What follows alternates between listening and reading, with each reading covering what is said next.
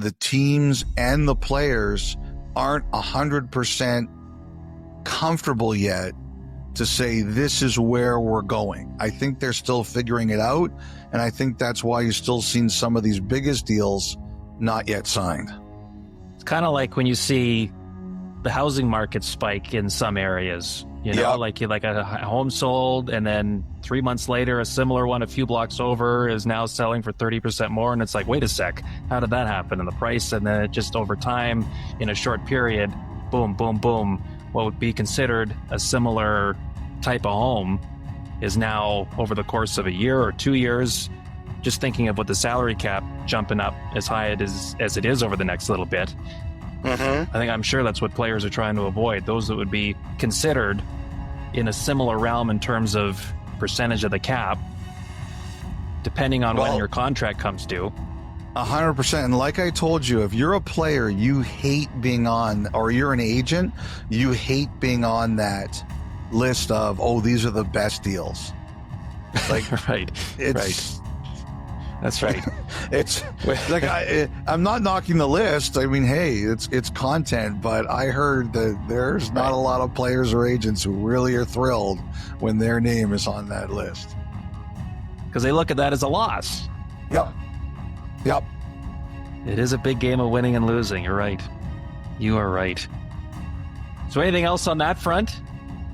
You know what? I wanted to talk about the Jets for a second. They got Velarde done and they got Sandberg done, and they're still waiting on Lowry and they're still waiting on Connor.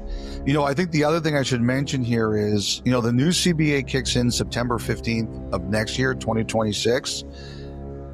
There has been some talk about when some of the new rules are going to kick in. Like, for example, at the announcement between the league and the Players Association that they'd agreed in principle on the new deal, they'd said that there was the possibility that some of the new draft rules in terms of how long teams keep players they draft could come in next season before the actual CBA kicks in. Apparently the league and the Players Association have been talking about some of the other things too. And I would be surprised, like, if things like the term limits or the changes in bonuses come in early. But it's been talked about. I would be surprised if the players would agree to that. But at the very least, it's been discussed. Like this Jackson Blake deal that just got done, it's got deferred money. That's going away. They did that with Seth Jarvis. They did that with Jacob Slavin. That's going away. It's supposed to go away September 15th, 2026. Is there any chance it comes in earlier? Like I said, it's been discussed, but if I was one of the players, I would say, why would we bring it in any earlier than we could? You know, as I mentioned with the Jets, you know, the Sandberg one is really interesting. First of all, someone I know saw, I guess, Kevin Cheveldayoff late night negotiating in the lobby of the hotel that they stay at for arbitration, and said, you know, he said he saw them late Tuesday night and it was done early Wednesday morning. So I think that was the only one of all the cases this year where the team and the agent actually went to Toronto for the hearing. I don't think any other one, like even the Nick Robertson one, which was settled Saturday, I don't think everybody traveled to get there. So that was the only one, and that's how close it got. You know, I thought that one was really interesting because I had a gentleman's bet with an executive in the NHL that Sandberg wouldn't go over $6 million. AAV, and he's just under. But the point I made, so I lost the bet, but the thing I told him is that for the 2 UFA years of the deal, he's at 6.5. You know, the RFA year is 4 and a bit, but Dylan Sand, and that's one, like, that goes back to what we were just talking about, is that this is a player. He had 20 points last year. I think 75% of them were at even strength. He had 20 points last year, but he's a really good player. and there aren't a lot of defensemen like him. And if he keeps going, there's no doubt in my mind he could be a $7 million player or more. And I think that's a perfect example of what we're dealing with here. If it's so hard for the Jets and the player to find long-term agreement on a player like Sandberg, I think it shows you the challenge here.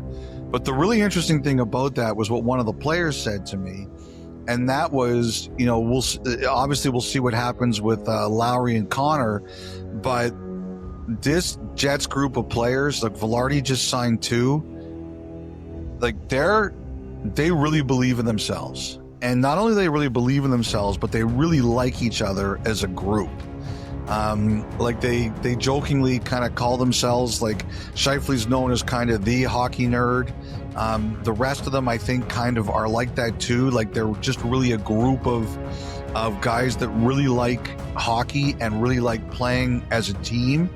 And it sounds like, the one thing that the Jets have going their way as an organization right now is they have a group of players who really like each other and really like competing together. Now, you still got to sign them all, and we'll see what happens with the other ones, but it's obvious to me from what I heard about the signings of Velarde and Sandberg is that as a team, it's a group of guys that really like being around each other, which is very important. Yeah, and music to the ears of Jets fans, of course, given the narrative that has surrounded that market for many, many years. That's fantastic to hear. Were you surprised that any of the negotiations that were slated for an arbitration hearing, none of them reached that point? I think it was the first time in 4 years, right? Something like that. I think the first time since 2021. The only reason I'd say no is just because of what happened last year with Swayman. That process, it played a major part in sending the Bruins season into an iceberg, right? And so I could see a lot of teams looking at that and saying, we're just going to avoid that like the plague. We want no part of that. So I'm not surprised, no. Okay. How about any surprise on the vote amongst the teams to continue a decentralized draft? We've made our feelings on this program, on how we feel about all that, but it's going to remain that way next year. Well, it was closer. When they originally voted to decentralize it the first time, it was 26-6. I understand this time the vote was 20-12.